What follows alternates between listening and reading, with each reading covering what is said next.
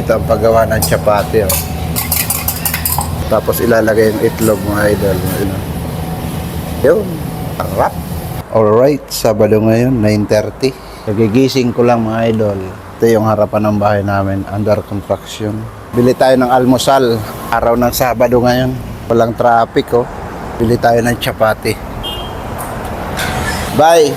Give white chapati. Ay, white. Ito yung almusal natin mga idol. 9:30 na ng umaga. Araw ng Sabado. Wala tayong pasok. Ganito ang paggawa ng chapati oh. May sibuyas, itlog. Ito yung proseso ng paggawa nila ng chapati. Oh. Nilagyan ng mantika yung lutuan. Tapos ilalagay yung itlog mga idol. Yan. Tapos ipapatong yung dough. Yan oh. Yun. Harap.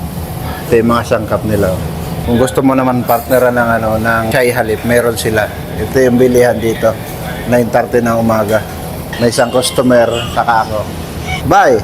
Hada palapil, badi na datamiya, sim-sim sa? Ah, okay. Kulo na par, kalam ada palapil tani. Kamiya tani. Kamiya palapil bahay. Okay. Ada puruta? Purata, chapati, Sim-sim. Tani na par, kalam ada chapati tani, ada puruta tani. Chapati tani. Ana dina, chapati sa Hina Saudi chapati. Ada puruta? India. Okay.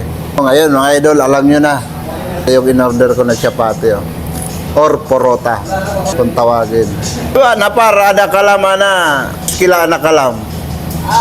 Aywa. Ay ba kulor rakip? Aywa. Salata. Salata. 250 lang yan mga idol. May almusal na tayo. Bye. Chai halip. Order tayo ng chai halip mga idol. Aywa. Yung tapos lalagyan ng gatas. Kater, halip ha? Oh, masyala. Sukran. Ito na yung almusal natin mga idol. Chai halip, saka porota or chapati. Nandito ako sa loob ng bilihan ng chapati saka kamiya. Ito yung harapan niya. Highway mismo. Ito tayo. Walang problema kahit mainit sa labas. Sobrang lamig naman dito kasi ang daming aircon. Yan. Yun, tapos yun. May chai. Ganito ang itsura ng chapati. Ayan, solid. Bye, come.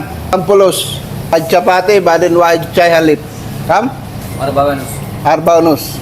Give ada nos moya.